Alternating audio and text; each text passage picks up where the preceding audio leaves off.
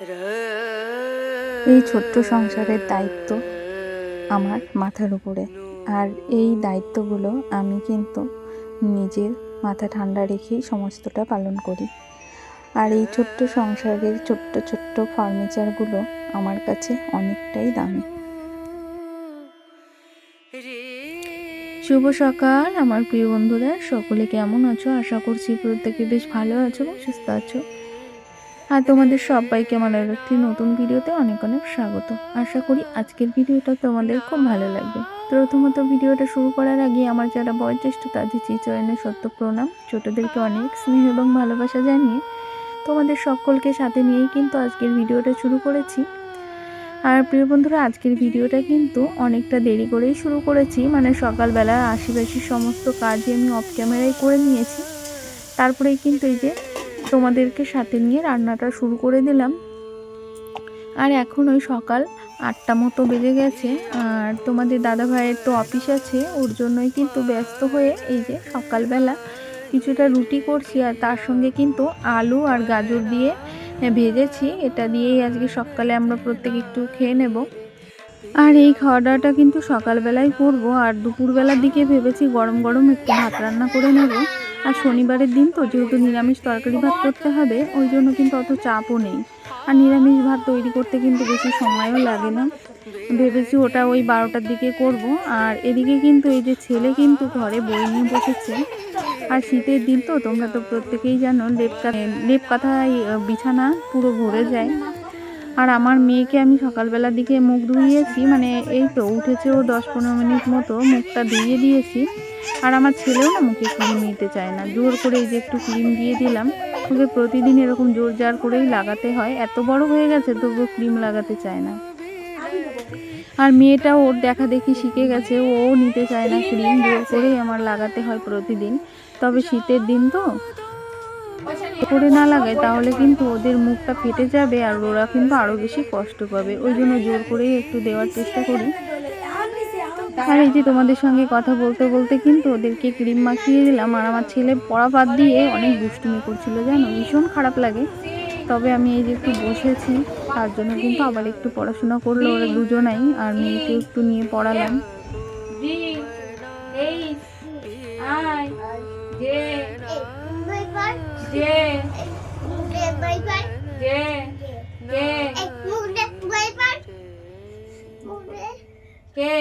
Pasture is the method discovered by Louis Pasteur in this method.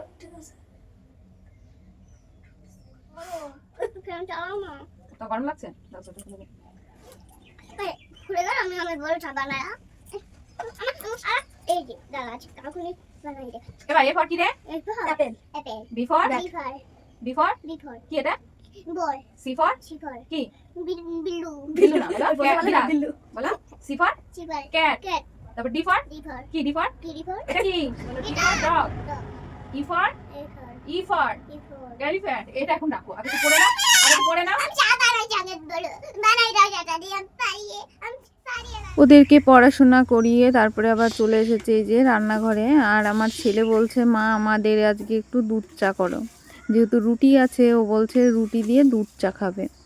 আর এখন কিন্তু ওই 9:30 মতো বেজে গেছে, আর শীতের দিন তো 9:30 মানেও সেই সকালের মতোই। আর এদিকে দেখো এই যে একটু দুধ চা করছি, তাই কিন্তু দুধ চায়ে একটু মানে চাপাতি বেশি দিয়েছি, নাহলে কিন্তু কালারটা ভালো হয় না। আর দুধ চা খেতে আমার কিন্তু বেশ ভালো লাগে, কিন্তু সত্যি কথা বলতে কি দুধ চায়ে কিন্তু প্রচুর পরিমাণে গ্যাস হয়। আর এদিকে কিন্তু দুধটাও জাল বসিয়ে দিয়েছি, উতর এসে গেছে, বন্ধ করে দিয়েছি। আর এই যে দেখো তোমাদের দাদাভাই খেয়ে গেছে। আর তোমাদের দাদাভাই তো এত সকালে একদমই খেতে পারে না, ও কিন্তু মাত্র 2 পিস রুটি খেয়েছে আলু ভাজি দিয়ে, সেটাও মানে মাঝে মাঝে খায় না, একটা রুটি খেয়েও কিন্তু মাঝে মাঝে অফিস চলে যায়। এভাবেই খাওয়া দাওয়া করে, জানো তো। খাওয়া নিয়ে খুব মানে ওর একদমই খেতে ভালো লাগে না, মানে এত সকালে খেতেই পারে না। আর দীর্ঘদিনের অভ্যাস, তবুও না সকাল সকাল একদমই খেতে পারে না, আরও শীতের দিনে আরোই পারে না। তোমাদের দাদাভাই তো অনেক আগেই চলে গেছে অফিসে। আর ছেলেদেরকেও তো এই যে ছেলে মেয়েদেরকেও খাইয়ে দিলাম সকালবেলা। আমার মেয়েও কিন্তু ওই যে আলু ভাজি দিয়ে রুটি খেয়েছে। আর ছেলে কিন্তু দুধ চা দিয়ে রুটি খেয়েছে, আর আমিও একটা খেয়ে নিয়েছি। আর সকালের খাবার দাবার খাওয়া হয়ে গেছে, এখন আবার দুপুরের জন্য আয়োজন করতে হবে। আর বিছানাটা কিন্তু এই যে সুন্দর করে গুছিয়ে নিলাম। আর মেয়েও কিন্তু ওই যে নিচে খেলা করছে, ও কিন্তু আমি বিছানা গোছাতে গোছাতে ও আবার বিছানায় উঠে পড়ে, আবার বিছানা এলোমেলো করে দেয়। এখনও বলছে উঠবো, আমি একটু বকা দিয়েছি, তার জন্য কিন্তু নিচে বসে আছে। তারপরে এই যে আলনাটা গুছিয়ে নিচ্ছি। আর আলনাটা গোছাতে যে একটা কথাই মনে পড়ছে, আর শীতের দিন আসলে না আলনাটার একেবারে জাতমান থাকে না, যেহেতু শীতের দিনে সোয়েটার তারপরে এমনি জামা কাপড় দিয়ে আলনাটা একদম বিধিকিস্তে একটা হয়ে যায়। তবে এটা প্রতিদিন এই যে সকালবেলা একবার গুছিয়ে নিই, আবার দুপুরবেলাও গুছাই, আবার কোনো কোনো দিন রাতের বেলাও গুছিয়ে নিই। যেদিন দেখি প্রচুর পরিমাণে এলোমেলো আছে সেইভাবেই কিন্তু প্রতিদিন আলনাটা গুছিয়ে নিই। আর জানো তো, আমার ঘরে যেই ছোট ছোট ফার্নিচারগুলো দেখতে পাচ্ছ, এই ফার্নিচারগুলো কিন্তু অনেক বেশি দামি না, খুব স্বল্প মূল্যের ফার্নিচার এগুলো। আর এই স্বল্প মূল্যের জিনিসগুলোই আমার কাছে অনেক দামি, যেহেতু এই জিনিসগুলোই কিন্তু আমি একদিনে পাইনি, দীর্ঘদিন প্রতীক্ষা করার পরেই কিন্তু আমি একটা একটা করে এই জিনিসগুলো পেয়েছি।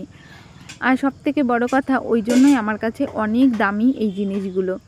এই যে যে জলের ফিল্টারটা দেখছো না, এই জলের ফিল্টারটাও কিন্তু আমার অনেক দিন হয়ে গেছে দেখতে দেখতে, জানো তো, অনেকটা দিন হয়ে গেছে। আর আমি অনেক যত্ন করেই কিন্তু ফিল্টারটা ব্যবহার করি, তার জন্যই কিন্তু অনেক কদিন হয়ে গেল, এখনও কিন্তু বেশ ভালো আছে। আর তোমাদের সঙ্গে অনেক গল্প করলাম, অনেক বকবক করলাম, বকবক করতে করতে এই যে ট্যাপের জলটাও দিয়ে নিলাম। তারপরে কিন্তু এই যে এক কলসি জল আর এক কলসি মানে ওই ট্যাপে কিন্তু আর এক বালতি জল লাগবে, আর ওই কলসির জলটা কিন্তু আমি ঘরে রেখে দেবো, আবার ওটা বিকালের দিকে ঢেলে দেবো।